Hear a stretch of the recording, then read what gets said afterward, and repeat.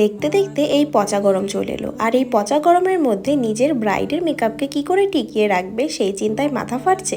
তাহলে কিন্তু আজকের ভিডিওটা তোমাদের জন্যই। ভিডিওটা একদম স্কিপ না করে পুরো ভিডিওটা স্টেপ বাই স্টেপ দেখো, তোমাদের অনেকটা হেল্প হবে। আজকে আমি এখানে একটি ওয়াটার রেজিস্ট্যান্ট মেকআপ করে দেখাবো, যার জন্য আমি এখানে স্কিনটাকে ক্লিন করে খুব ভালোভাবে প্রিপারেশন করে নিয়েছি। আর স্কিন প্রিপারেশনে আমি মাত্র দুটো প্রোডাক্ট ইউজ করেছি, যেখানে আমি একটি অয়েল ফ্রি ময়শ্চারাইজার ইউজ করেছিলাম আর এখানে ম্যাজিক ড্রপ ইউজ করেছি। যেহেতু আজকে আমার মডেলের স্কিনে কোনো প্রবলেম ছিল না, তাই আমি এখানে ডিরেক্ট ফাউন্ডেশন অ্যাপ্লাই করেছি। মনে রাখবে, ওয়াটার রেজিস্ট্যান্টের মেকআপ করতে হলে তোমরা ফাউন্ডেশন কনসিলার যেটাই ইউজ করো না কেন সেটার মধ্যেই কিন্তু ম্যাজিক ড্রপ অ্যাড করতে হবে। আর আজকে আমি এখানে হুডা বিউটি ফাউন্ডেশন অ্যাপ্লাই করেছিলাম। এবার এখানে হাইলাইট পয়েন্টগুলোতে ক্রিম কনসিলার ইউজ করেছি, পিএসির স্পটলাইট ক্রিম কনসিলার। এর মধ্যেও কিন্তু ম্যাজিক ড্রপ মিক্স করতে ভুলো না। মনে রেখো, ওয়াটারপ্রুফ মেকআপের ক্ষেত্রে তোমরা সবসময় ম্যাট প্রোডাক্ট ইউজ করবে, মানে কোনো অয়েলি প্রোডাক্ট কিন্তু একেবারেই ইউজ করা যাবে না। এবার আমি এখানে রিকোডের একটি ক্রিম ব্লাশ অ্যাপ্লাই করছি। এটার মধ্যেও কিন্তু আমার ম্যাজিক ড্রপ মিক্স করা আছে। সমস্ত ক্রিম প্রোডাক্ট ব্লেন্ড করা হয়ে গেলে এবার একটি খুব ভালো ব্র্যান্ডের কিন্তু 100% ওয়াটারপ্রুফ পাউডার দিয়ে ফুল মেকআপটাকে সেট করতে হবে। মনে রাখবে, পাউডার সেটটা যেন খুব ভালোভাবে হয়, এরকম যেন না হয় কোনো অংশে পাউডার সেট হয়নি।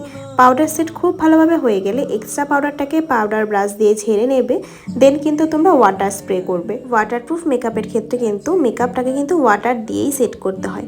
আর দেখো, আমার টিস্যুতে কিন্তু কোনো মেকআপ উঠে আসেনি। ফেসের পুরো জলটাকে কিন্তু ড্রাই টিস্যু দিয়ে ড্যাব ড্যাব করে উঠিয়ে নিতে হবে। এবার কিন্তু আমাদের মেকআপ পুরো 100% ওয়াটারপ্রুফ বেস হয়ে গেছে। এবার স্টুডেন্টরা একটু ধরে দেখছিল যে অ্যাকচুয়ালি মেকআপটা উঠে যায় কি যায় না। আর আজকের এখনের বেসটা কিন্তু শুধু ওয়াটারপ্রুফই হয়নি, ড্র্যাগ প্রুফও হয়ে গেছে।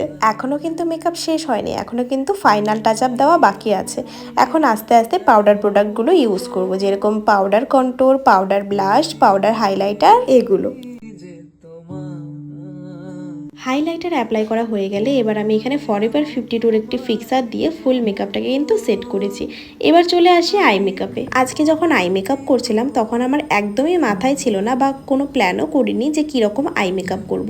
তাই যেটাই মাথায় আসছিল, যেই কালারটাই মাথায় আসছিল সেটাই ব্লেন্ড করে দিচ্ছিলাম। দেখা যাক শেষে গিয়ে কীরকম ফিনিশিং আসে। তোমাদের সাথেও হয়তো এরকম হয়েছে যে কোনো ব্রাইডকে মেকআপ করতে গিয়েছো কিন্তু আই মেকআপ কী করবে সেটাই মাথায় আসছে না, তখন তোমরা চোখ বন্ধ করে ব্রাউন কালার দিয়ে আই মেকআপ করে দেবে। কারণ ব্রাউন কালার একটা এমন কালার যেটা কিনা সব আউটফিটের সাথে কিন্তু একদম সেট হয়ে যায়। এখানে আমার শুধু ব্রাউন দিয়ে করেও আমার মনটা শান্তি হচ্ছিল না, তাই এখানে আমি কি করেছি নিজেও জানি না। এখানে আমি গ্লিটার ইউজ করেছি, ক্রোম আইশ্যাডো অ্যাপ্লাই করেছি, শিমার আইশ্যাডো অ্যাপ্লাই করেছি, সব কিছু অ্যাপ্লাই করে এরকম একটা ফিনিশিং এসেছে। আর এখনের দিনে কিন্তু এই আই মেকআপগুলো কিন্তু ভীষণ ট্রেন্ডিংয়ে চলছে, কারণ এগুলো আমরা রিভার্স মোডে করে থাকি। আর লাইনারটা আমি আজকে টানিনি। এই আই মেকআপটা কেমন লাগলো তোমাদের কাছে অবশ্যই কিন্তু জানিও। ফুল বেস মেকআপ করার পরে সবাই লেগে পড়েছিল টিফিন করতে। টিফিন করার সময় আমি যে লিপস্টিকটা পরেছিলাম, জুয়েলারিগুলো পরেছিলাম, সেগুলোর কোনো ভিডিও নেওয়া হয়নি। আর আজকের হেয়ারটা আমি ওপেন রেখেছিলাম, কারণ এটা স্টুডেন্টের ডিমান্ড ছিল যে দিদি আজকে ওপেন হেয়ারস্টাইল করো।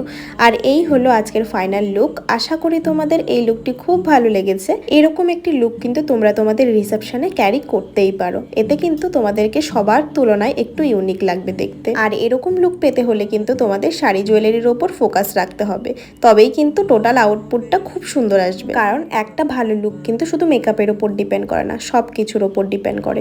তো চলো, দেখা হচ্ছে পরে সুন্দর কোনো একটা ব্লগে। সবাই খুব ভালো থেকো।